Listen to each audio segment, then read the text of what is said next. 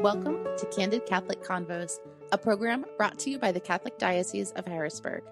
Our mission is to humanize the Church and help you to grow in your faith, love, and understanding.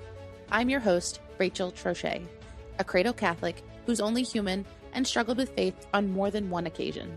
Each week, you'll hear engaging, down-to-earth interviews and actionable strategies you can implement into your life with ease to help you grow closer to God.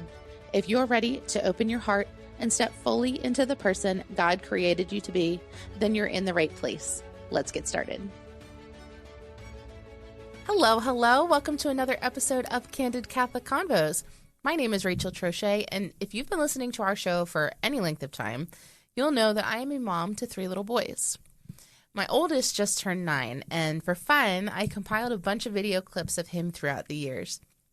Seeing those full little cheeks and all that untamed baby hair made me miss the days that he was little, but as the video kept going, and I watched him holding his brothers when they were born, or climbing the monkey bars, or riding a bike without training wheels, all I kept thinking was, wow, what a gift to be able to go on this journey with him through all these stages of boyhood.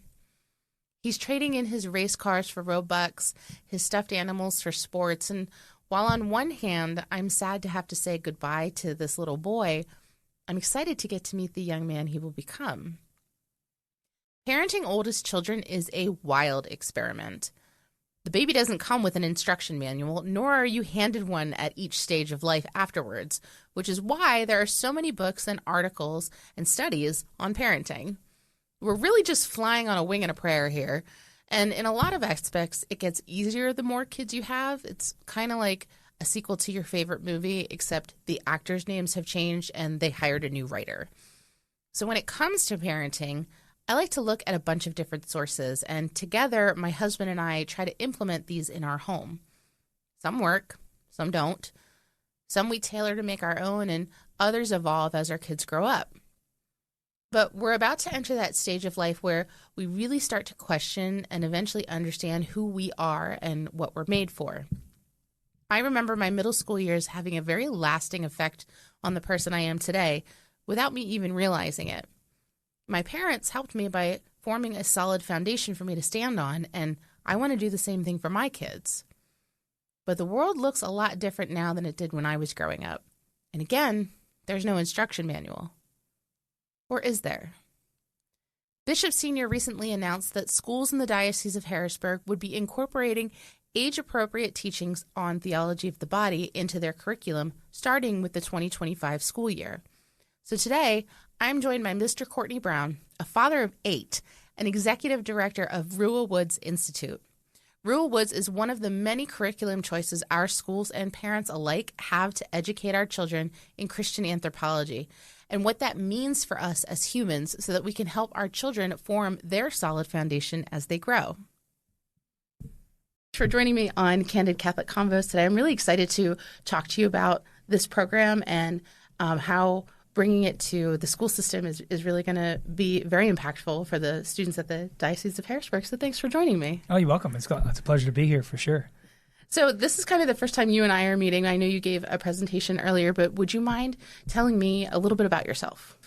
Sure. I was born and raised in New Orleans, Louisiana. Went to a small college out in Ohio called Franciscan University of Steubenville. I got my theology degree there and found my calling to be a teacher. So I moved back after my 4 years there and got the degree in theology, moved back and taught high school religion, juniors and sophomores, taught, for 4 years. And then Katrina hit and then became a campus minister at a school that needed to start its campus ministry program that was destroyed by the storm. Was a youth minister for 4 years there and then got a job offer in Cincinnati to work with this company called Rua Woods. And they were looking for a TOB, Theology of the Body, education coordinator. And the sole purpose was to go around and actually teach schools, help schools, institute this beautiful teaching that was written by John Paul II. So that's what I did for 5 years. I started a teen discipleship group called Kenosis with my coworker, and which was dedicated based off of the way JP2 would minister to teens and to his young adults. So kenosis was that Greek word of self-emptying gift. A lot of fruit that came out of that, just with the kids really digesting their meaning, their purpose, drawing close to Christ. And really, they became their own agents of evangelizations in their schools. So it grew, it got pretty big. And then 5 years in, I chased my dream job after I got my master's in theology. But then my dream job was to be a principal at a Catholic high school. Not only did I get a dream job, but I was asked to start a school. So I started a Catholic high school, and it was with a K-8 Regnum Christi school. But we started high school, enjoyed every minute of it. But then being a father of 4, which at the time I was a father of 4, now I'm a father of 8. Beautiful, beautiful family. I just couldn't do it. And then, then I was a K-8 principal for 6 years after that. And then now I'm at Rua Woods as the executive director. So I did a full circle where, and I'll talk a little bit more about the ministry in a little bit. But yeah, so that's what I do as a job. But mainly I'm a husband and I'm a father and a son of God. So that's kind of that's who I am in a nutshell. I enjoy activities. I enjoy sports. I really love to hike. I really love to do exercise. For a while, I was doing triathlons, tried to go pro. Didn't make it, but that's okay. I was fast, but I wasn't that fast.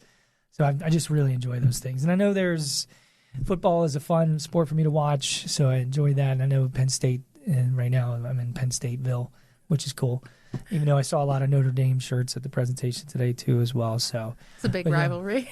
Yeah. I being from the South, it's SEC country down there, and everything above the Dixie line is North. So this is Big Ten country for sure. So anyhow. No, I love how everything kind of came full circle for you. And I've talked in other episodes about the difference between what we do versus who we are. So I love that. Yeah, I love that you were able to kind of feel that call and really see it through. I think that's amazing. And with 8 kids, my goodness, I have 3 and I have my hands full. Yeah, 3's a lot. I will say that when we had number 3, that's when I felt most overwhelmed as a parent. Now, granted, I was 26 or 27. And you went from man to zone, and it's not zone against, peewee players. It's zone against, Shaq, Kobe, and LeBron. It's exactly. Not, they're. And that third one just knows. They know which buttons to push. There are moments when I think back, I was so exhausted. Now it's just perpetual exhaustion, but I was so exhausted. I remember waking up. This is kind of dangerous, but I remember waking up, changing my son. I was standing. And he was messy, and I had no recollection of walking into the room. That's a microcosm of what the experience was. But I will say that when people ask, how do you do that? It's kind of funny. One's a lot. It's a lot. But I will say they do start to do things themselves. Yes. Because you move out of. But one of my favorite analogies to give to people is we've had a toddler in our house for the past 15 years.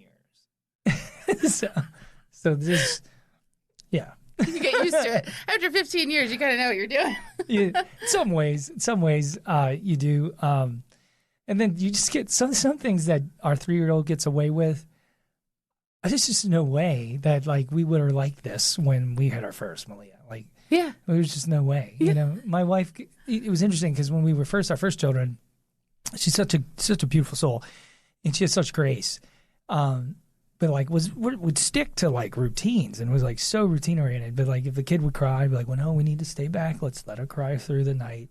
But now if Judah cries, she's oh my gosh, it's what happened? Now I'm the one who's it's got to cry.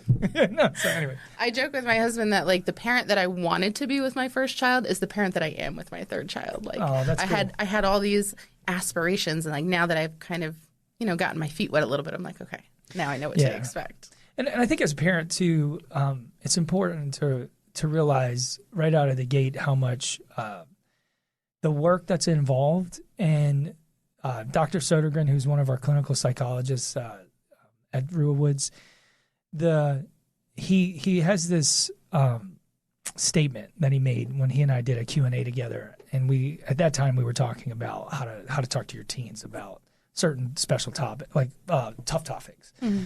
And one of the things that he so eloquently stated is when he went to get his particular doctorate, I'm going to be I'm going to know all these things psychologically. I'm going to counsel my kids. He's going to be the perfect kid. And then he said, what I realized is, this is his quote, is it's about minimizing how much you hurt them less.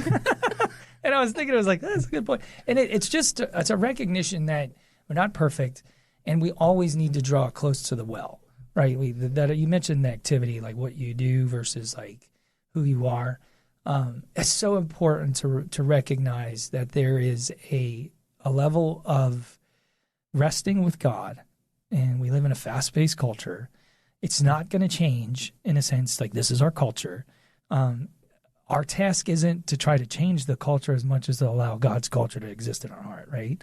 So this idea of resting and being good in the Lord and knowing when you fall short that you can tap back into the grace, which Benedict XVI, I think it's on a book on his sermons on love, talks about how grace is a relationship in the Holy Spirit, right? So that as a parent, you got to tap into that.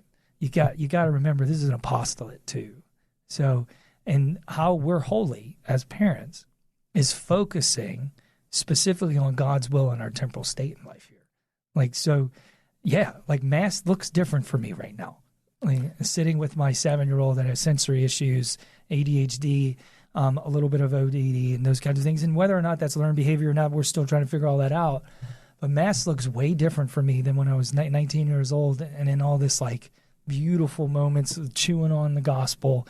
So a lot of that, I have to do that outside, but meaning like outside before Mass to get prepared. But I've now spent time with my 7-year-old and it's been quite a blessing. I know that there's worship of God's community and things like that, and there may be other means.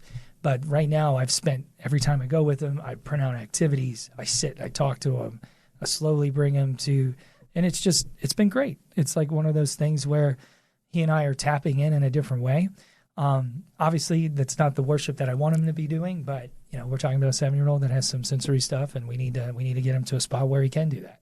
So that right there is God, letting me know at least, what I'm asking of you is to be their father and to be actively present. I don't know if you've thought much about that, but like probably have, how easy it is to get just inundated with all these things you got to do, right? But something recently that dawned on me. I was reading this book, The Relentless Pursuit of Hardy. Is that what it is? So anyways, this pastor wrote this book, but one of the things he was talking about was rest. And we have a God who created us. And when he breathes life into us, as we know, this Rua, this breath of God, that's our starting point, right? We did not ask to be here, like, at all. Like, this is so given to us, this life, right? And God breathed it. And he ordained it. And then we get to participate in that ordination of him creating another life and change the cosmos. This is rad to think about. However, with that breath of God, that when we think about what God has called us to do, in a sense of just being present to him is actually recognizing that he also breathed rest into us. Like we were, like that's this Sabbath, this rest with God. It's not isolated rest. So this is kind of like I've always felt since I started my deep dive into theology of the body and really the work of John Paul II is a kind of like a unrooting the utilitarian nature, the materialistic nature of our culture that's been just embedded in my own heart, and trying to help my kids and help anybody I minister to do the same. So this year I've been really focused on how do I create that rest with God in a Sabbath? How do I bring a Sabbath? So I have ideas and stuff like that. So I've been working on one that fits my life. But we live in a culture that just does not have God at the center. Like I think we have to start recognizing that and be not okay with it, but know that God has placed us in culture and he's placed us in here, and we learn of love and we learn of community.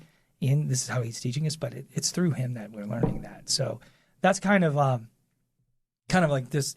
When I think about the beauty of being a parent, is like, wow, we're participating in that very act with God too. So it's a blessing to hear that you have 3 kids, and it is overwhelming, but it's good. It's a good overwhelming, yes. And I love what you said about the culture, because I feel like for so long I bought into this idea of hustle culture. Like the more that I did equated to my worth. And as I've gained wisdom as a parent, not gotten older, gained wisdom. I'm learning the same things that you are, is that there is power and rest, and that this responsibility of being a parent is such an awesome gift. Mm-hmm. And I want to talk a little bit about Rua Woods and how we can participate in that to show our children that they are a gift, and how we can kind of work together with that. So tell me a little bit about the mission of Rua Woods and how it's a partnership. Yeah, so Rua Woods, our mission is, in a way, just to explain it, is what we want to do is take this anthropological vision that JP2 laid out in the theology of the body and how that applies to a particular state in your life. So, and I'm saying this broadly speaking, so our psych services takes this teaching of JP2, this vision of the human person, and puts it into the best of psychological practice, like in terms of helping souls and healing them, those that are really struggling, right? And then we also have an arm in our ministry that does it with how do we actually teach kids, and how do we help parents teach kids? How do we help teachers teach kids this vision? What does it look like? So Rua, we are a human person ministry that's dedicated to always being present to help us navigate these issues that are going to come up. As a side note, for example, I don't know in 10 years what the new topic that culture is just going to went on to. I have a hunch, but I could be wrong. Mm-hmm. 12 years ago, I thought it was gender. Here I was teaching them about sexuality, which was a beautiful thing, but showing how JP2's vision applies to sexuality, not because the broad scope of theology of the body has a lot to do with this God's intention of marriage and for the human person. So, like, for example, he so eloquently puts it, and he points out in one of his meditations on givenness, he talks about how in creating man and making them man and woman in communion speaks of something of his interior life. That's just absolutely whoa, that your marriage and my marriage and our bodies point to that interior life of God. Oh, now I say that when I was presenting on this, the mind of a teen, the mind of anybody in secular culture is not rooted in even thinking in those terms. So what we need to do in a lot of ways, and what we try to do at Rua, is try to usurp the individualistic thinking. Most people think love exists for how I feel or what I should get out of this. That's a utilitarian lens. JP2, the whole work of love and responsibility is to attack that philosophy. So how do we help? In a certain respect, we have teacher trainings that we do, but it's really to show how to take this teaching and really try to bring a lens into to our students and to people that God, our first principle is not us, and the end principle is not us, it's God. That God, like I was saying, this is a free gift that he's given to us, and the only response for us to come to know our identity and come to know who we are is being in relationship with him. Like being, as I tell teachers, is like giving them space and time to meet the person who has given them that dignity. We can tell them that's a seed, but he's the one who waters. So like we need to bring them to the well, right? And then even for us, we want our students, we want anybody to feed off of the overflow of grace. We don't want to be channels. This is coming from the book of Soul of the Apostolate and I want to say St. Bridget, but Soul of the Apostolate, a book that's beautiful if you ever want to. It's a great book. But it talks about being a reservoir of grace. So now, just if you scale back, just kind of thinking deeply about children, how there's concepts in the theology of the body. So there's Christian anthropology, which is the study of the human person in relation to God. Okay, that's a secular way of describing it. And the reason why I'm saying that is because if you typed it in, Wikipedia is probably going to give you something like that. However, there's these basic precepts of Christian anthropology: the Imago Dei, create an image and likeness of God; body, soul, unity. We are our bodies, like we are our bodies, and they're good. That we're called to love. That our body speaks to love. So, for example, that interior life of God, that our bodies actually have a spousal meaning. That means we are meant to be in deep, intimate communion with another. First with God. Hence, that's why he, in that meditation on givenness, such beautiful. Mm-hmm. I just saw that. He talks about how that's an entrustment. Your husband's been entrusted to you as a gift from God, and you've been entrusted to him. It's like, thank you. Maybe, wait, not for him. I mean, maybe, like that's, you know what I'm saying? Like for me, I'm like, not for my wife. My sole mission is to get her to heaven, so I have to aggravate her. Like, you know, but if you think, okay, now we're talking about kids, where does that start? So we used to teach this thing. I don't know what to call it, so I'm calling it. So if someone's hearing this and they have a better name for it, I'm totally open to it. But I call it a filial progression. So a filial relationships, you know, family relationships. So it's a filial identity progression.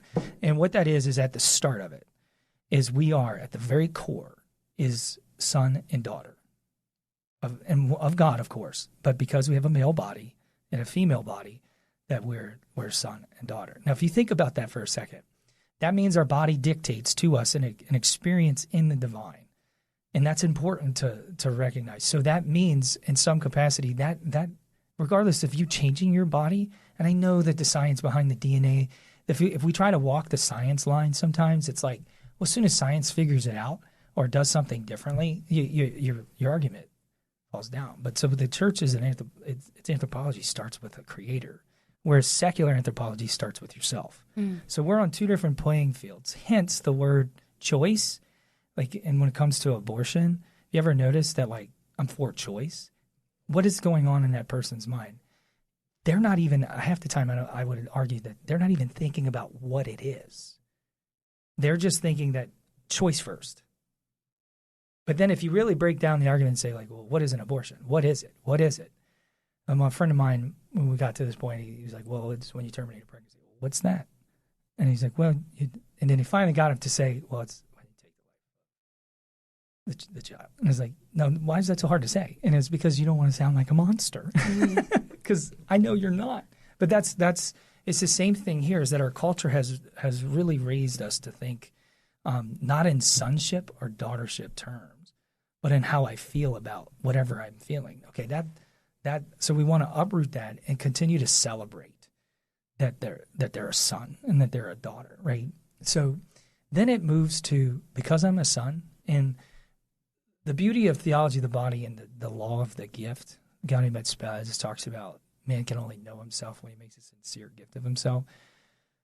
You have to understand the word sincere for JP2 means it's an altruistic sincerity, that there's no intention of any gain of yourself. That's a very John of the Cross kind of thing. Nothing. I want nothing other than to show you what is due you. That is like, I'm not there.